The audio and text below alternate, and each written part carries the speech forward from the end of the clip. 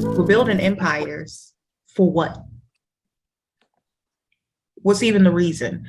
What's the importance of having control of something that you create, something that you nurture, and something that you build? Oh, I got it. Look at what just happened to us. COVID. Look at how many people were forced out of work. How many people had to leave, couldn't work. Jobs closed down. I personally, I was not affected by COVID. Actually, my businesses flourished even more during, COVID, because restaurants were closed. A lot of restaurants were closed. So a lot of people were doing, things are closed, but life still happens. We still have birthday parties for kids. We still have graduation. We still celebrate. What's involved in celebrating? Food, beverage, clothing. I'm in all three of those markets. Good. People home, they got extra time. They want to read a book or two. I got 8. They can get in any one of those, or all 8. You know what I'm saying? So with me building my own empire and not having to depend on someone else to feed me, so to speak, I fed myself. And that's it. Like, you have to have with your own empire, you have the ability to do it your way and to put your family, your children, your legacy in a position to where as though they can do it their way also. So those are the important things. You have your empire in place. Everything isn't for everybody. Let's just start there. It's not for everybody, but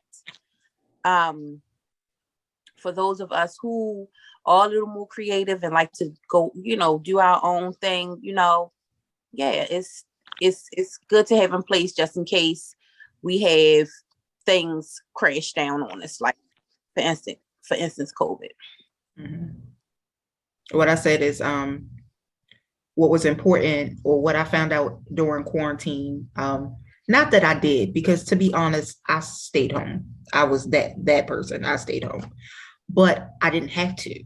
I had the ability to pivot, because even though I have a focus on 1 or 2 things that I choose to do, I have the knowledge, I have the ability, I have the certifications, the licensures to do many things.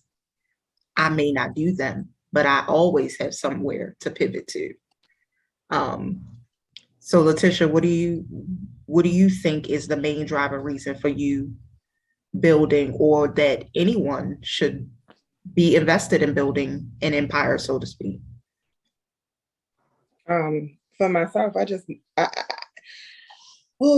do I say this and not sound like a jerk? I don't like people enough to be in the office space and have you in my proximity. I like to do my job and be left alone. And COVID did affect me technically. I worked from home before COVID. So let me backtrack. So I worked from home before COVID. The children came home, I was already home. So my pivot was, how was I going to manage their day for my day to go smoothly? And then they ended up laying us off. And, not to my own home, but I just opened a business. Oh, that's what y'all doing? Because while everybody else was out buying seafood bowls, like, business was great. I started a new business. That's where Taste of Phoenix came from. Because, like Stephanie said, restaurants were closed. People wanted something different to eat. That's a natural neck that I have, So instead of feeding everybody in my house and everybody getting fat, we was getting fat the while it was. I have 5 children. I have kids going off to college. I have things that I want to do. So even though financially my field provides me very, very well, that I can easily make 6 figures in my profession, The difference is, as an entrepreneur, I own my time. And time is important, especially when you have children. People seem to think the older your children get, the less they need you. It isn't so. You have to usher them off into a place of stability, of comfort, of assurance, because when they hit that teenage stride going into adulthood, they start to waver in confidence again, because here they are closing this chapter that they seemingly mastered or not, and they're going into this new state. Yo, it's time to put my army vest right back on, because they need that. And when we're not present, a deficit happens. So for me, my driving force is them. Yes, I want a legacy to hand down, but I also don't want to put that pressure on them, because so many people build these businesses and expect to hand it to their kids, putting pressure on them because that might not be their vision. So I'm handing them something, yes, but I'm providing my time to them, which is pertinent, because I never wanted to be a mother that wasn't present. I didn't want to give you money over me, which is why I'm not a lawyer, because I'm a workaholic, y'all. But it's different when you're a workaholic and you're sitting in your house, in your office, where they have open access to you. Yep. Versus you being a workaholic, you're at the office at 8:30 at night, and they're looking for you. Because I should just be like, all right, let me put a pin in it. Go tuck them in. Bedtime story. Bring somebody, whatever it is needed. I am easily accessible. Yep. I'm not trading that. Like, I can't trade that for anything. Mm-hmm. Right. So talking about quarantine, a lot of, and I'm just pulling from what's reported out there in the media and the news, a lot of businesses open. And depending on who you believe, a lot of those businesses open with the intent of receiving PPP loans, SBA loans, those types of things. So then the question becomes, how do you sustain a business that you didn't open from a place of passion? I don't know. I couldn't tell you that. because all my businesses came from a place of passion, and all my businesses were in place before the pandemic. So I really, that's tough. That's tough, because we already know the first couple of years of business, you don't really turn over profit. So if you are just operating off of a loan, at some point that thing going to run out, and then you in a place where you in the time frame where you're not turning over no profit like that. Then what's your motivation to keep going? And that's another thing. It was such a unique position to be in, because you're right. New businesses don't turn a profit. Very rarely. I'm not going to say no businesses, but yeah, I was about to say it's a very rare thing. Yeah, the expectation, even from the government standpoint, the expectation is that you will not turn a profit for the first 2 to 3 years, at least. But we have all these new business owners who had money in hand immediately,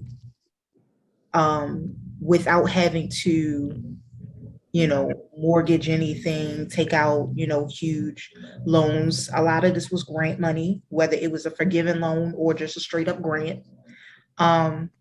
So to me, it was such an exciting time. I was so happy to see people, because some of those people, it did come from passion. It was something they always wanted to do and just weren't in a position they felt like to do it. So it was that push, like, okay, now is the time. And so I love to see that. But now in this particular time, we're dealing with the Great Resignation, is what they're calling it. They should.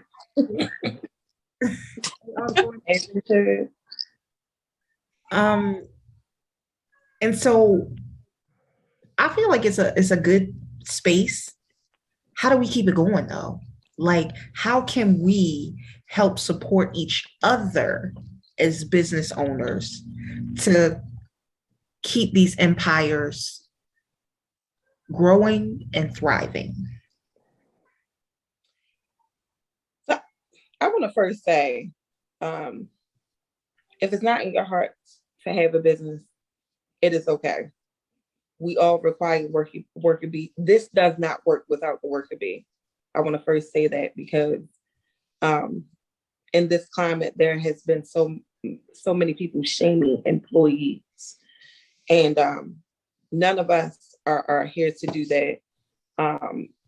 For myself, for Anika, at one point, we were working entrepreneurs. All of us are solely entrepreneurs now for one reason or another. But being an entrepreneur is a passion project of your life, because you give up so much to make this inclination grow. So that's number one. Okay. Number two,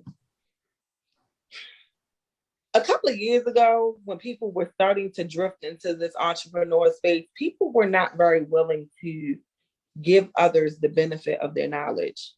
And I think it does such a disservice. Like, I understand that you had some bumps and bruises and you had to grind it out. And people say, oh, the struggle is character building. Let me tell y'all something. I hate that saying, and I think it's BS, because you either have character or you don't, number one. Yeah. And number two, why would you watch somebody grind it out and struggle if you can give them a leg up and help them eat at the table? So that tells me a lot about your character. It tells me that you aren't of a village. It tells me I don't want a piece of you. Because the village mentality does not stop. It is not solely for children. The village is so that we all learn, that we all flourish, that we all are better versions of ourselves. So that absolutely encompasses the adults that are asking you to teach me what you know.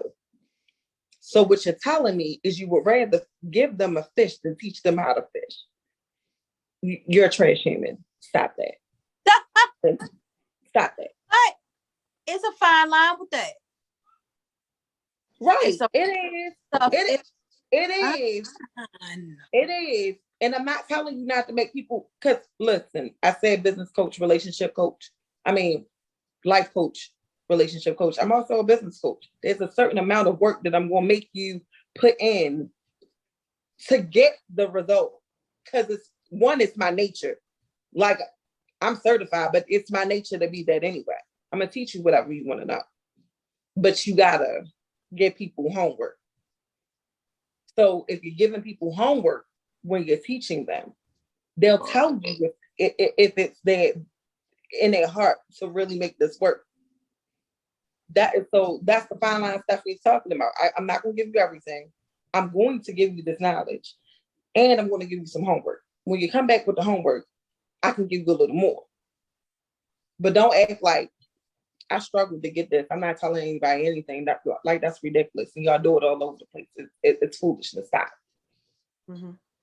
I think for me, because a lot of what I do is skills based, and it's expensive to learn these skills. I don't have an issue teaching someone at all. I'm not even going to go into the experiences that I've had with that. However, I think that sometimes what turns people off from wanting to help is you bringing a realistic expectation. A realistic expectation of me helping you is me helping you fine tune what you already know. Or like you said, you putting in a certain amount of work and me kind of saying, hey, well, did you think about this? Or did you try this? Or this is what worked for me. A realistic expectation is not me handing you the blueprint for my business, for my thought. That's not a expectation. And I think sometimes people approach, I've seen this with other business owners, people approach them this way, or they try to backdoor them. What I mean by that is they'll cozy up to you, or they'll come by, they'll observe, and next thing you know, they've incorporated that into what they're doing. And they say, you know, Flattery is a compliment, to a certain extent. Imitation is the best form of flattery. To a It's certain not. extent. To a certain It's not. extent. There's just a little bit. Right. Yeah, it's one thing if you take the base idea and be like, you know what, let me fine tune this, put my own finesse on it. But when you go into somebody's operation, you copy just their whole, that's not okay, people. Terrible. Yeah, it is. It's terrible. It is. Mm-hmm. And so having said that, I think that it's wrong, but it also doesn't necessarily, it bothers me that you would do it because it speaks to your lack of character. But it doesn't bother me because, your gifts make room for you. So if I'm gifted and I'm talented and this thing is God appointed for me, doesn't matter what you do. It's going to always be mine. Doesn't matter what you do. It's, I've seen this analogy several times and I love it. I love the imagery of it. If you think there's not room for you, go to the bread aisle. It's all bread. 800 brand. Absolutely. White bread is white bread. Yours might be a little sweeter. Yours might be like, 70% grain and theirs might be 60, whatever. It's bread. Somebody's going to buy it and eat it. That part. Mm-hmm. So I just really wanted to, this is not a typical episode, but I really wanted to impress upon our viewers, our listeners, people who are connected to us in any way, the importance of building an empire. And the empire, when we say that, of course, again, like you said, Letitia, we're not just talking about businesses. We're not just talking about finance, but we would be naive to think that you could build a whole, build the type of empire that we need without also building your resources and your finances and your ability to move in a certain way. And we want to be able to do that the right way. So what would be the number one quality that you would say is needed for you to be a part of the collective empire? So, I mean, amongst all of us. Tenacity. I like that word. I like that. It's going to be Fort Knox. Right. You're going to hear no. A lot. A lot. In my years of entrepreneurship and, just trying to do things on my own, I wrote my first book. I want to say, oh my goodness, Shiloh wasn't even, she is now 10 years old. I wrote Living Fast even before I got pregnant with her. So I wrote that maybe 12 years ago. 11, 12 years ago. A lot of people didn't care about it, didn't want to, hear about it. But I kept writing. And now I have 8 books. You know what I'm saying? Like, even with Gingerberry Trinkets, when I first started, everybody, because I'm new to the game, got other people who have been doing it, for a while, people go where they're familiar. But once I kept working and kept getting better, sharpening my skills, people saying how good I was, I did not stop just because business didn't jump straight off and shoot straight up like I wanted it to. I really, just in being an adult, I really had to learn how to have stick to itness. If I would have had that when I was younger, I feel like I would have been a lot farther in life. I was so stuck. I always wanted to do something, but I would never finish what I started because I would get discouraged because it didn't take off like I wanted it to in the beginning. And I would let other people discourage me, namely people that I was in relationships with, the men I was with. did not believe in me. And maybe they did, and they just didn't want to see me get there because they didn't believe in themselves, whatever the case may be. But I let that drive me instead of just sticking to it. Once I started sticking to things, God opened up so many doors for me. You know, once I just said, okay, this is what I'm doing and I need to keep doing it. So tenacity is a big thing because it's not going to always be pretty. It's not going to always be fun. It's not ever going to be easy. You got to know how to stick with stuff, period. That's it. I like that word. I really like that word, tenacity. Sister Letitia, what you got for us? Confidence. Like they go hand in hand, tenacity and confidence. Because you got to be confident in your ability. Because it, like Stephanie said, a lot of people are not going to be confident in your ability. They're not going to be confident in your product, your service. You have to be confident that you can make it. And then you're going to have to keep a level head about it, because Phoenix Collectives has been a thing for many years for me. Phoenix Collectives didn't start taking off until right before the pandemic, like right before. I was busy as I was very busy. I was getting clients out from other states busy. And COVID kind of slowed me down, not because business slowed down, because I slowed down. I'm not willing to travel. I still kind of keep close to home because I don't want COVID, you know. But I had one client. Phoenix Collectives is roughly, no, it's 5 years old. Now I'm at the point where Phoenix Collectives can pay my bills at home. So whether I'm employed or not, I'm afloat. But you have to have confidence in your ability, because think about it, virtual assistant, which actually is just an add-on product. So all I did was project management and paralegal services. And I'm a very good business mind. I'm a creative mind too. I'm like half and half, but my business side always pulls at me. So I leave the creative stuff to other people who are very passionate about it. I get stuck in my business mind and I can do this all night. It's not work to me.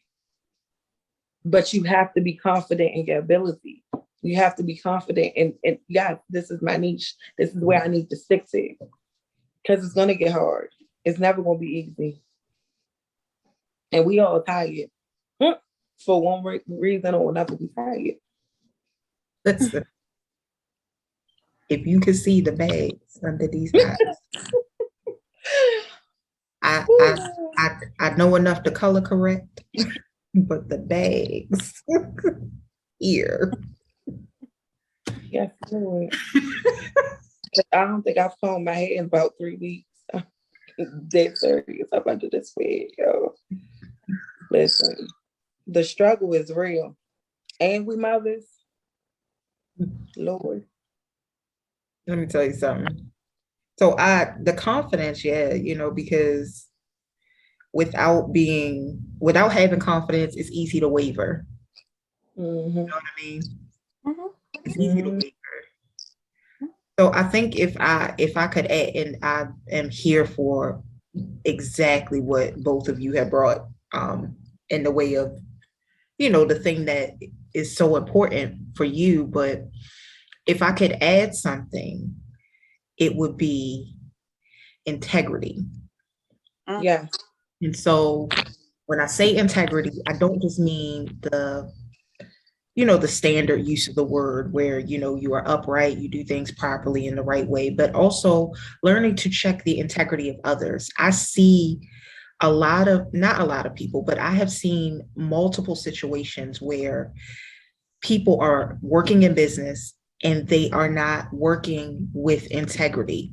So what that means is that they are not putting forth the best product that they promised. They are not putting in time and quality that they should or that they promised. There are people who are out here, especially working in the educational portion or the certification portion of things. I've always been an educator of sorts, even when I was in my career, teaching, mentoring, that type of thing. I find myself in that space a lot. There are people who are not, they're not moving in integrity, and they are scamming people, basically. They are scamming people. They are not doing what they should do. And so for me, all of that falls under integrity, because whether that person knows better or not, and you have to make sure that you are doing your due diligence, that you're checking. Never take somebody's word for something. Always double check. I'm a laws, policies, procedures, regulation. We live in Maryland. I stay in Comar. You're not about to tell me anything that I'm not going to verify and double check. And if there's something that I'm thinking, the first thing I'm going to do is find out what are the regulations, because I don't have time for all that nonsense. But there are people who are not moving in integrity. And I just feel like that's just sad, because integrity is who you are, even if nobody's watching you. Yep. What type of person are you? You know, so many times I've heard people say, Letitia, you brought this up. We were talking about this before. You know, that people say, oh, I'm this way all the time. I'm this way with everybody. I am. I'm operating under my own code of ethics, my own ethical and moral foundation. The actions may look different, but the basis is the same every day.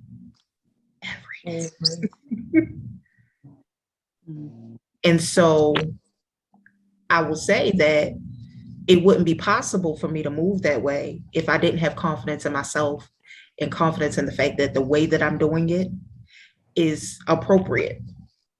Or if I didn't have the tenacity to keep doing it that way, despite what people said to me. So, you know, my brain loves when things come together, when they just support each other. Yeah, I think all three of those are like really, really good things to bring into the plan when you are working on building your empire. I know this is not a typical episode. It wasn't intended to be. For some of you, it's not really, you know, what you were looking for, and that's fine. We'll get back to basics next week.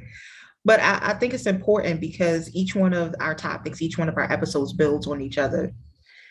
So we're going to be talking about something going forward that if you don't understand how to build, you won't understand how to maintain. You won't have anything to have left your mark on the world. Like, you know, Beyonce say, I was here. Yes. I was here. How will we know you were here? If you've never touched anyone, if you've never built anything, how will we know? And let's make sure we're not building on unstable foundation. Because so many people like to build in unstable places.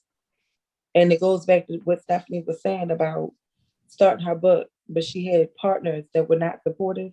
That's called rocky foundation. You have to understand that when you are building, the things around you can either corrupt your foundation or reinforce it.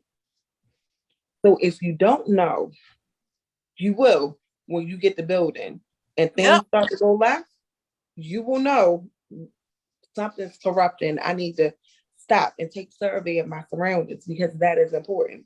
Again, it goes back to that village thing. So take survey of your people before you start. Temperature checking is real easy. Start talking about your ideas. Start talking about what you want to accomplish. People, that ugly thing rears its head involuntarily with most people. So take survey.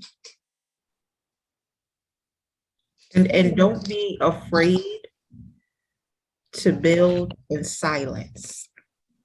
Absolutely. Stop telling people what you're going to do and start letting them see what you've done. And that's good, because when you do that and when you pop out, look for the reactions.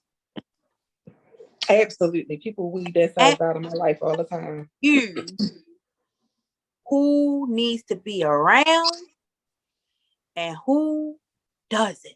If you are trying to do something and you don't tell a soul, you keep it between you and God and those very select people that you need to say something just so you can stay sane, you know, just so those ideas won't blow your brain up.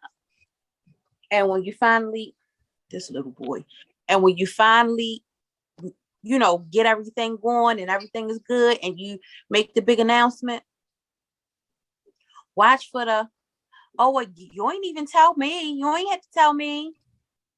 I didn't. Mm-hmm. Yeah, because that's exactly where it starts. That's So exactly why you ain't tell me?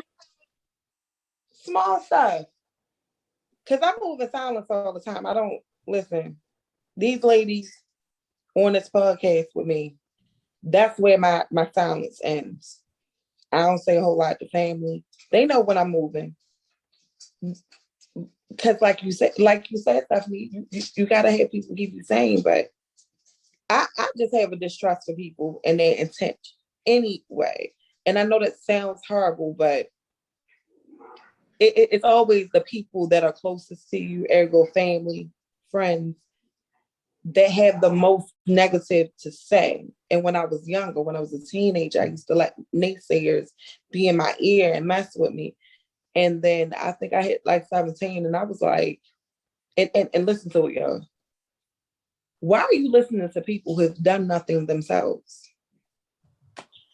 Because it's always the person, the people who have nothing, that's going to tell you what you need to do to be successful.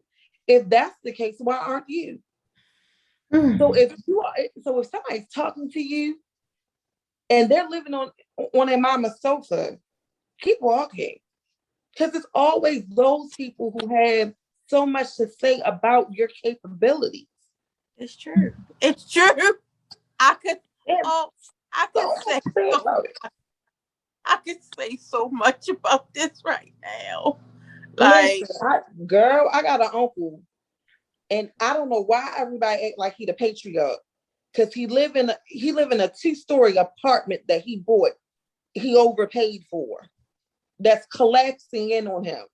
And I've done his taxes, and he only makes $25,000 a year. You're not qualified to tell me about my capability. Yeah, I'm throwing shots. I don't care.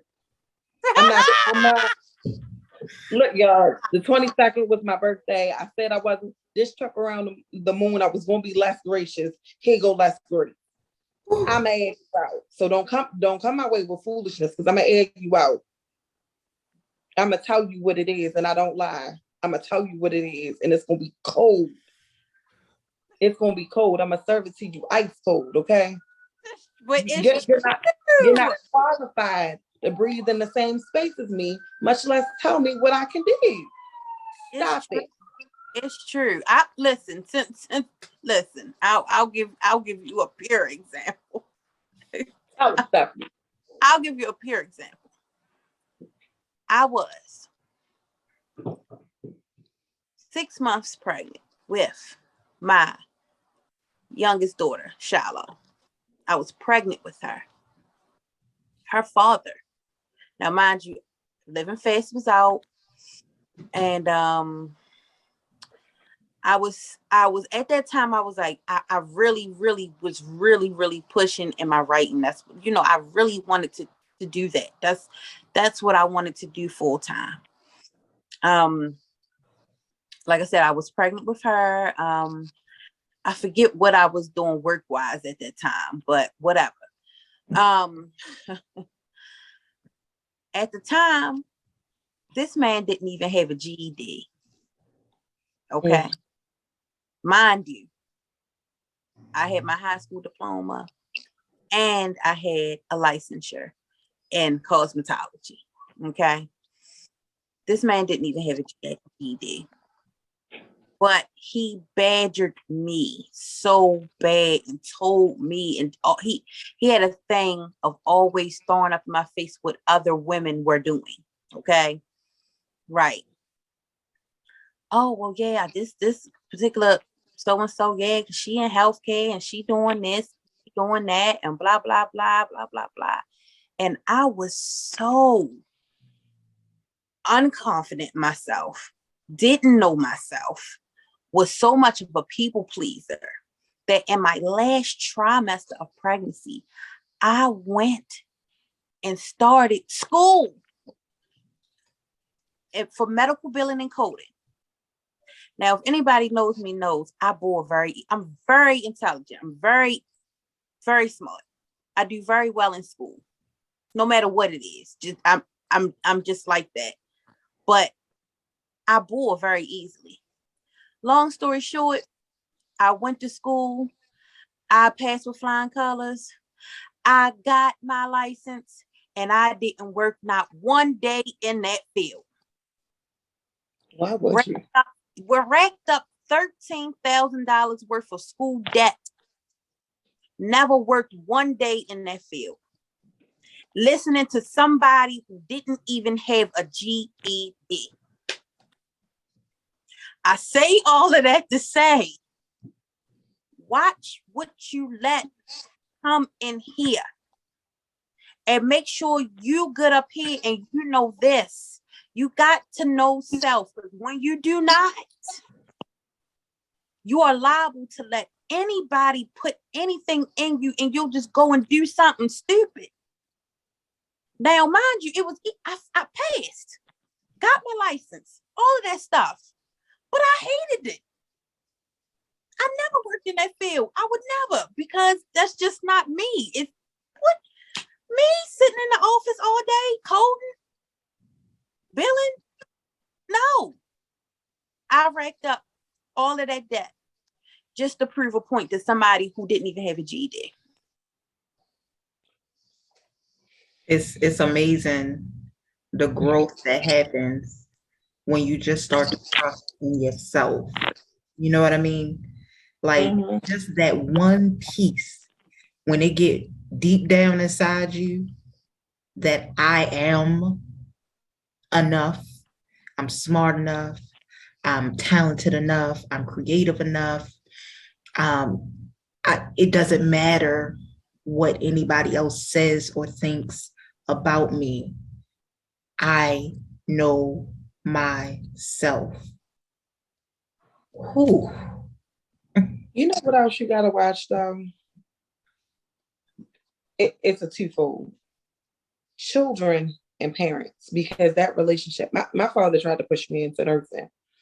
And anybody who knows me knows that I have the capacity for nursing, both technically and compassionately. The problem with nursing for me was I wear my heart on my sleeve. I would have carried that home. That's not for me. I would have burned out very quickly. And while lucrative, it wouldn't have served me. So I chose the path of finance. And part of the issue in our community is we don't have broad enough horizons to understand what is and what isn't lucrative. So my father was worried about me. Let me tell you what my background is. My background is finance, okay? Understand, and I'm not advising anybody to do this, so please do not do this. I will quit a job if you talk to me wrong, okay? Bye, see, I pack up my stuff and roll out. 5 kids, bills, car payment, don't care. Peace. I'm only unemployed as long as I want to be. Because in this field, in this particular field, with my skill set, first of all, I bounce around all over finance. And number 2, finance is good when the economy is good, and it's good when the economy is bad. But because my father did not know anybody in this space, he didn't understand that I chose well. And as parents, we want the best for our children, but sometimes you don't know what's best, because if you're not measuring the personality, if you don't know anything else, because all of my family, they're medical people. My father's a phlebotomist. My mother was a medical assistant. There's nurses. Everybody is in healthcare. And I'm like, I don't want to do none of that. I'm a paper pusher. Always have been. Because of the way my mind works. Me and Anika, we're too much alike. Because like she said, policy, procedure, protocol, I write them all the time. I do my best when it's written. Tell me what your end result, tell me what you want the end result to be. I'll build the steps to get there. He did not understand how lucrative that was for me. So seeing me now, because I'm a full-time entrepreneur at the moment, and I'm still doing what I want and handling what I need, he's like, wow. So you have to watch that, even being parents trying to impress upon your children what to do. Let them find their way, y'all. It's okay. Let them find their way. And it's so funny that you say that. I've always believed in, I'm not against career, okay? I had a career that I was supposed to retire from. Events outside of my control, I had to leave that career. That was like my third career. So I have no problem with working, but I've always believed in the benefit of having a skill or a trade. So I started out in high school as a nursing assistant, health occupations.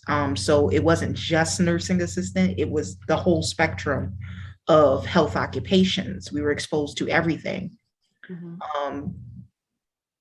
And I quickly learned that although I was passionate about helping people with their wellness, their whole wellness, right?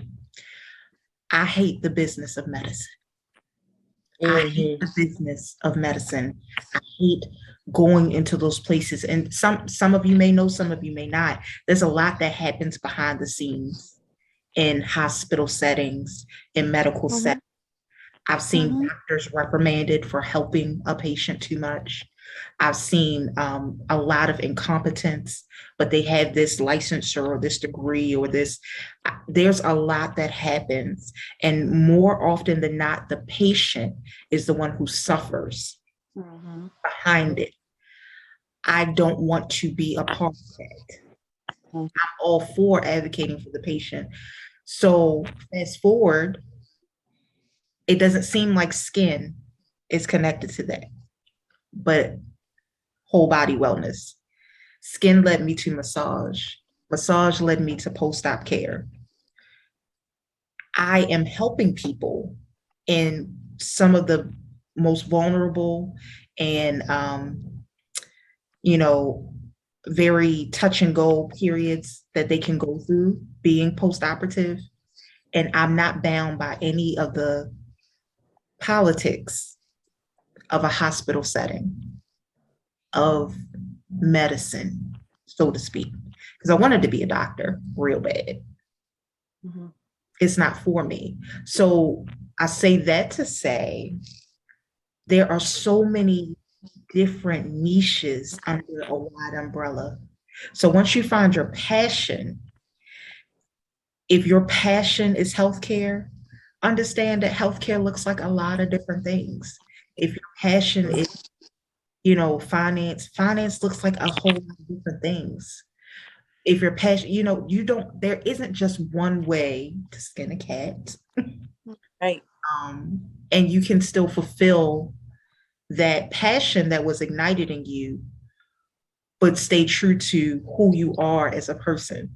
At the core of me, I would have never, I used to, even as a student, I used to get into it with the people on the floor because they was doing stupid stuff.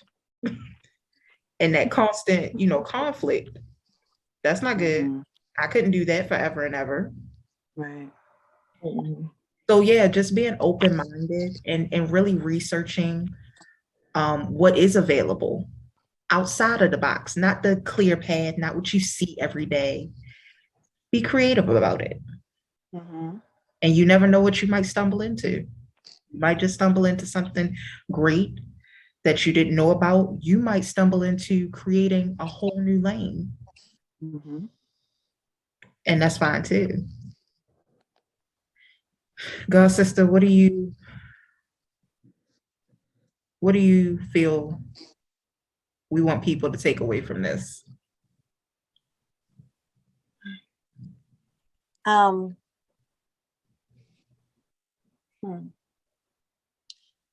I would say know yourself. Know yourself. Because when we talk about building an empire and we talk about entrepreneurship and stuff like that, it's a cute notion. And a lot of people look at it like, yeah, you know, but like I say all the time, everything is not for everybody. Everything is something here for everybody to do, right? And all of it is not entrepreneurship.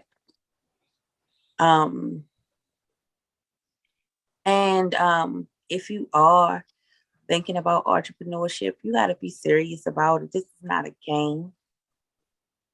It takes a lot of hard work and discipline. A lot of people come into this thinking that they just going to just do whatever and have a big old party. It ain't like that.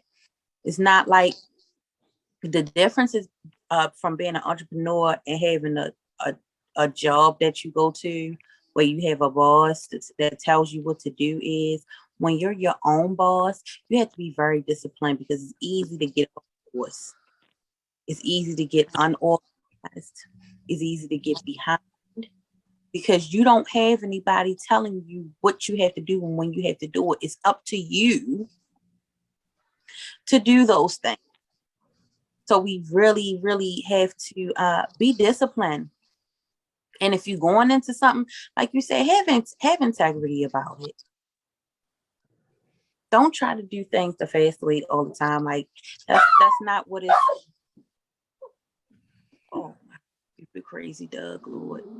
That's not what it's always, you know, about. The fast route. Most of the time, it's not the best way. So, I mean, in a nutshell, just know yourself. Know what you're capable of. Don't get into things knowing that ain't really, you know, what you want, or just because you just try to make a quick buck because you see somebody else doing it and you're like, oh, they making a lot of money, so I want to do that. You have no passion for it. You have no drive for it. You just want to do it just because you see a person is popping. Like, that's not it. Know you, know yourself, know what you're capable of, can and cannot do. Know yourself. So I feel like if you take that, knowing yourself and how important that is, and also take with you integrity and confidence and tenacity, you can make it happen. Like, I don't want to say that we're not special because I am. I'm very special. But I'm not necessarily any more special than you. So if we could do it, if hundreds of other people can do it, you can do it too, if it's for you. Because what God has for you is for you.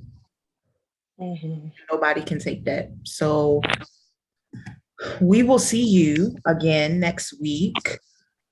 Next week, Sagittarius season is in full swing.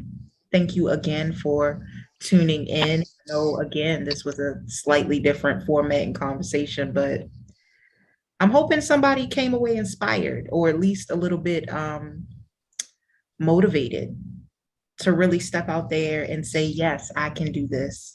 I can build something and build it well. Yes. So again, your archers are signing off. See you guys next week.